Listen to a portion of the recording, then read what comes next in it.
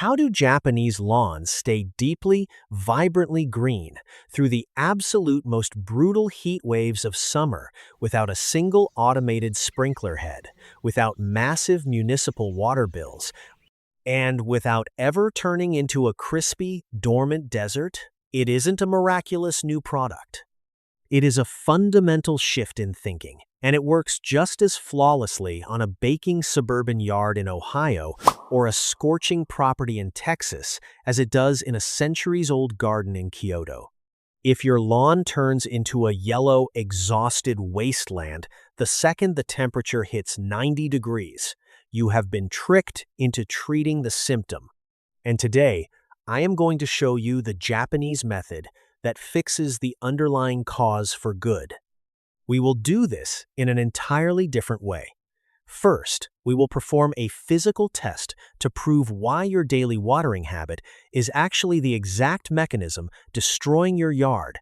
And then we will walk through the specific Japanese soil and root architectures that make your lawn permanently drought-proof, completely severing your reliance on an automated sprinkler system. You know the sound of the American summer perfectly well by now. It happens every single morning in almost every suburban neighborhood at exactly 5:30 a.m. The sharp, mechanical clicking of automated rotary sprinkler heads popping up out of the earth. The sweeping, aggressive hiss of treated municipal water spraying across the turf, inevitably overshooting onto the concrete sidewalks and running directly down into the storm drains. When the blistering heat of July and August arrives, the modern homeowner enters a state of deep biological panic. The rain stops falling, the sun beats down relentlessly, and the grass blades begin to lose their vibrant emerald color. They take on a sickly, grayish-blue tint, and then, seemingly overnight, they turn a crispy, dormant, straw-colored brown. When this happens, you do exactly what the multi-billion-dollar irrigation and turf care industries have heavily trained you to do. You walk over to your garage wall, look at the complicated digital interface of your automated sprinkler controller, and you frantically increase the frequency. You set it to run for 15 minutes, every single morning, across 6 different zones. If the grass still looks brown 2 days later, you panic even more, and you set it to run again in the evening. You receive a water bill at the end of the month that is hundreds of dollars higher than normal. You are pouring tens of thousands of gallons of expensive, chemically treated drinking water onto your dirt. And yet, despite this massive financial and environmental expenditure, your lawn still struggles. It still looks heavily stressed. It still easily falls victim to opportunistic fungal diseases, and it still doesn't look anything like the lush, effortless carpets of green you see in professional botanical gardens. You are trapped in an incredibly expensive cycle of dependency. You are treating the immediate, visible symptom, dry grass blades, while completely ignoring the catastrophic, invisible failure happening beneath the surface. The fundamental issue is not that the sky has stopped providing rain. The fundamental issue is that your lawn has absolutely no biological capacity to store water and no physiological ability to reach it.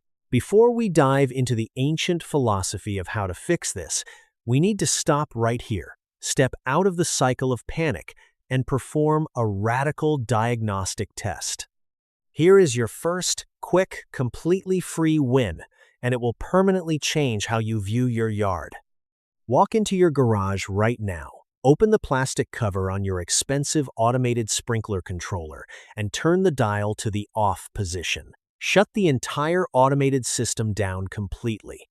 Now, go to your tool bench and grab a standard 6-inch metal screwdriver. Walk out to the exact middle of your lawn. Push the steel screwdriver straight down into the dirt. If you have been watering your lawn every single day for 15 minutes, I can almost guarantee you exactly what is going to happen. The screwdriver will easily slide through the first inch or perhaps an inch and a half of soil, and then it will hit a barrier that feels like solid, impenetrable concrete. It will stop dead. You will have to put your entire upper body weight into it to force it down any further. And when you finally pull it out, the metal tip will be completely bone dry. This is the exact moment you realize the terrible truth about your expensive irrigation system. You have been watering the air, you have been watering the storm drain, and you have been watering the absolute top fraction of an inch of your yard. The deep soil, the place where true resilience is built, is completely desperately parched. Quick, tell me in the comments exactly how many days a week your sprinklers are currently running and what your highest water bill looked like last summer. Are you watering every single day just to keep the yard on life support? Let me know down below. To truly understand why the American sprinkler system is actually causing your lawn to die in the summer, we have to reframe how we view the biology of our property. The American lawn care industry treats the yard like a mechanical object. If the lawn is dry, you add water. If it lacks color, you add synthetic nitrogen. But your yard is not a machine, it is a complex, living ecosystem. Throwing synthetic chemical fertilizers and daily shallow water at a struggling, dying lawn is exactly like trying to fix a poorly tuned motorcycle carburetor by simply pouring more and more fuel into the gas tank. You aren't fixing the mechanical mixture. You aren't balancing the air and the fuel, you are just blindly flooding the engine and acting surprised when it inevitably stalls out. You have to pop the hood and adjust the actual underlying mechanics. Or, to look at it from another angle, consider the delicate balance of aquatic life. If you have ever carefully balanced the water chemistry for a home aquarium full of sensitive fish or shrimp, you know absolutely well that you do not keep the livestock alive by constantly dumping harsh chemical clarifiers into the water every time it gets cloudy. That would instantly crash the tank. Instead, you meticulously build and protect a biological filter, a hidden colony of beneficial bacteria that naturally processes waste, regulates the chemistry, and keeps the water crystal clear on its own.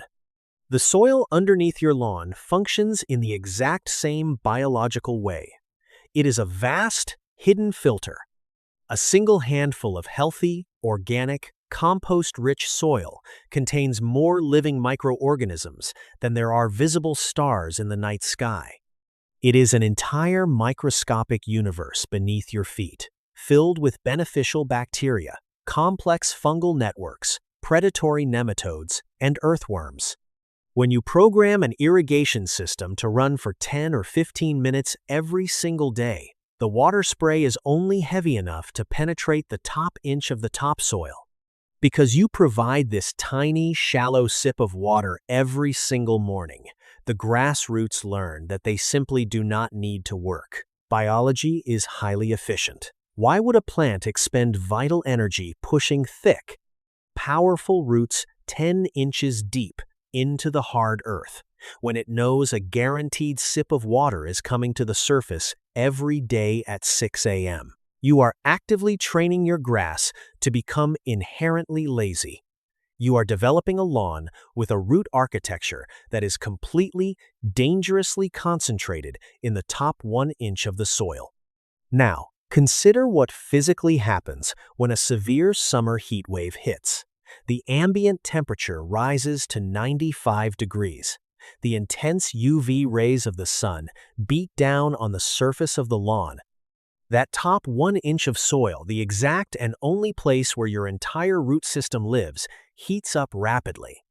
The tiny amount of moisture you sprayed from your sprinklers that morning evaporates into the atmosphere within hours through a process called evapotranspiration. By noon, the top inch of soil is bone dry and baking hot. Because your grass has no deep roots to tap into the cooler, moisture-rich subterranean reserves, the plant immediately goes into physiological shock.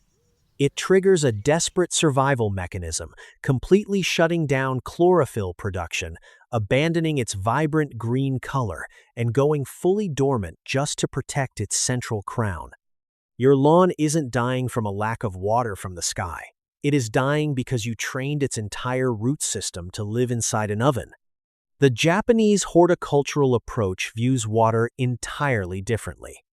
A master Japanese gardener does not view water as a daily emergency supplement to be frantically sprayed from an oscillating plastic nozzle.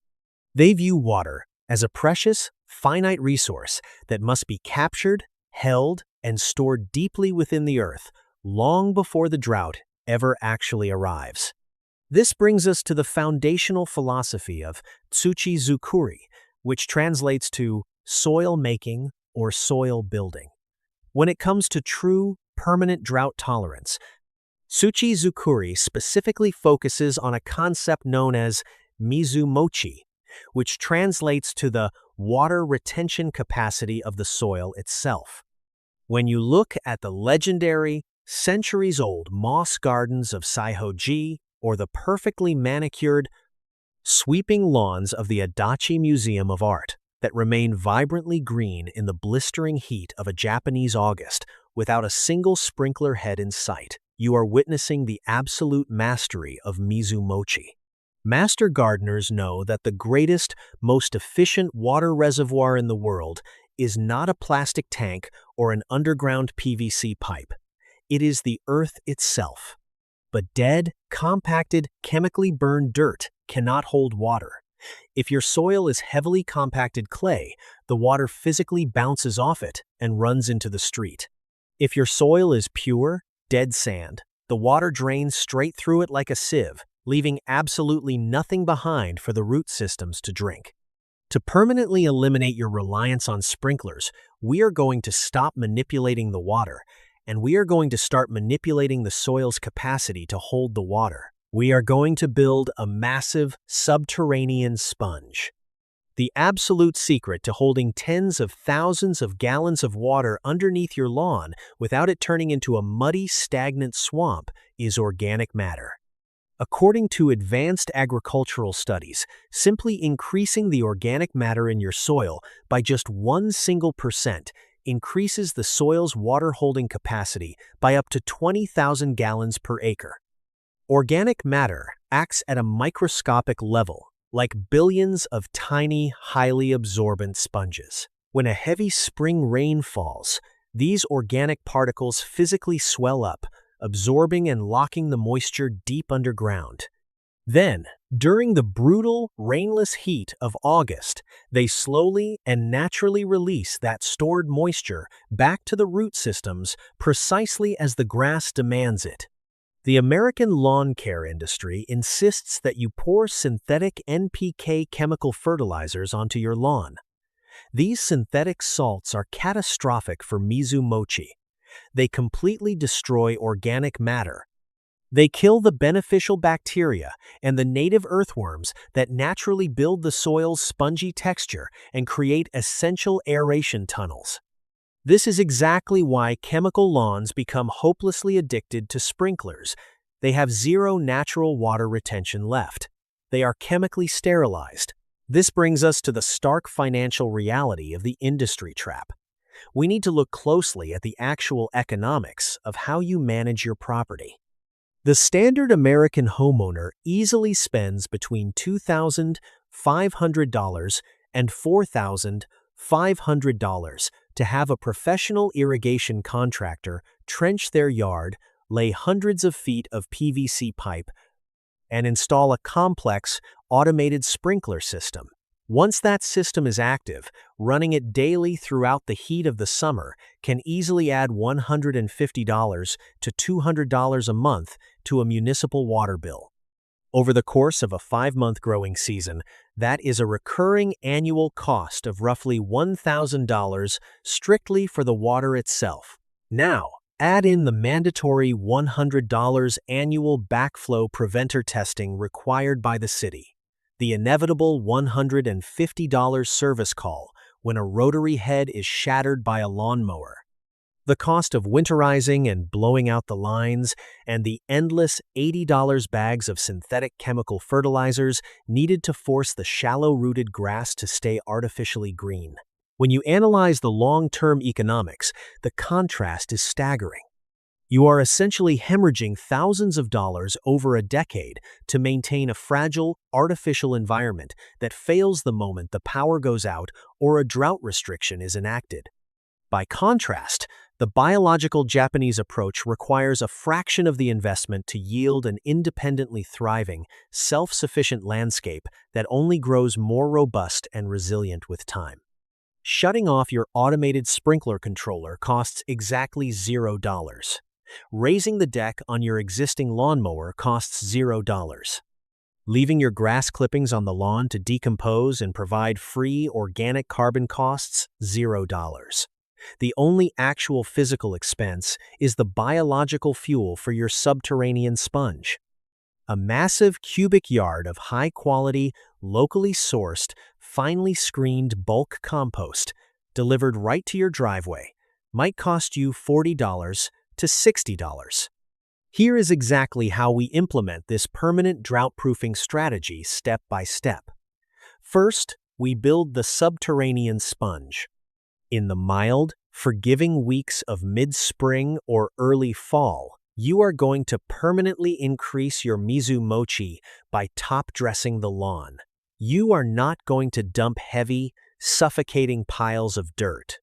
You are going to use a shovel to gently fling small amounts of the screened compost evenly across the surface of the grass. Then, use a stiff push broom or the flat back of a landscaping rake to gently sweep it down deeply into the grass canopy so it settles directly onto the soil surface. You only want to apply a quarter-inch layer. You should still clearly see the green grass blades standing tall through the compost. As the natural rain falls, or as the heavy morning dew sets, the microscopic biology and the rich organic carbon in that compost will slowly and naturally work its way down into the compacted dirt. It will begin to aggregate the soil particles, creating massive amounts of essential pore space. More importantly, the compost introduces and heavily feeds a critical subterranean ally, mycorrhizal fungi. These beneficial fungi form a vast, microscopic, symbiotic web that physically attaches directly to the roots of your grass. In exchange for a microscopic amount of the plant's carbohydrates, these fungal threads stretch out for feet in every single direction, acting exactly like microscopic straws. They access deeply hidden water reserves in the soil that the grass roots could never physically reach on their own, and they literally pump that water directly back to the grass plant during a severe drought.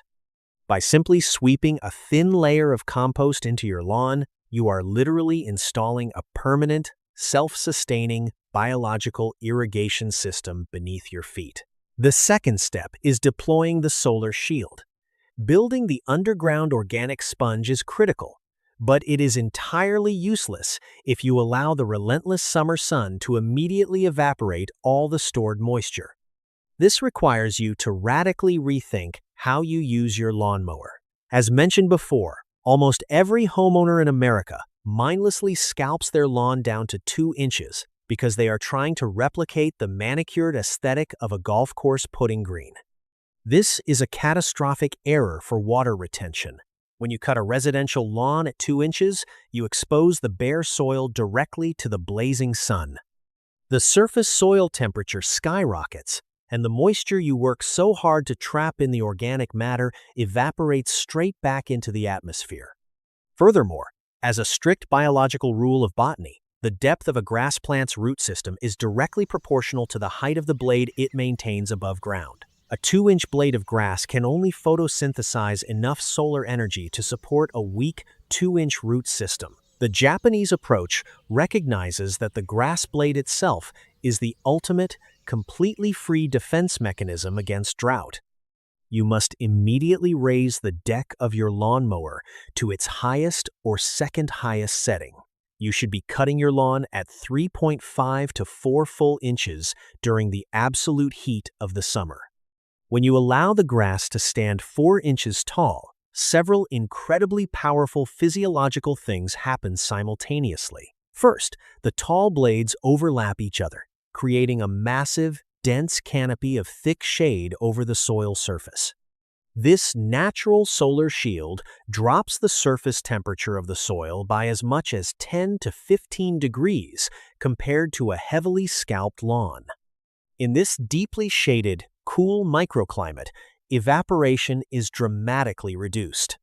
The soil physically stays damp naturally for days longer.